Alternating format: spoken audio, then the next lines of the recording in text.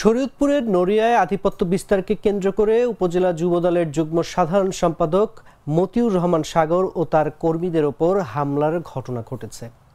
জেলা স্বেচ্ছাসেবক দলের সভাপতি রেজাউল হাওলাদার ও তার লোকজন এই হামলা চালায় বলে অভিযোগ উঠেছে। সকাল 10টার দিকে উপজেলার চাঁদকোট বাজার এলাকায় ঘটনা ঘটে। ভুক্তভোগীরা জানায়, কৃষক দলের কেন্দ্রীয় কমিটির সহ সভাপতি কর্নেল অবসরপ্রাপ্ত এস.এম. ফয়সালের আগমন উপলক্ষে 20টি মোটরসাইকেলে নেতাকর্মীদের নিয়ে নড়িয়া যাচ্ছিলেন মতিউর রহমান। তারা চাকুত এলাকায় পৌঁছালে গতিরোধ করে স্বেচ্ছাসেবক দলের নেতা রেজাউল হাওলাদার, রনি মাঝি সহ বেশ কয়েকজনের উপর হামলা চালায়। এতে অন্তত 5 জন আহত হয়। আমাদের যে কর্নেল ফয়সাল সাহেব, উনি শরীয়তপুর নড়িয়া আসতে ছিল। আমরা তারে রিসিভ করার জন্য 20-25টা মোটরসাইকেল নিয়ে গরিশার থেকে চাকদর পর্যন্ত রেখে আসি।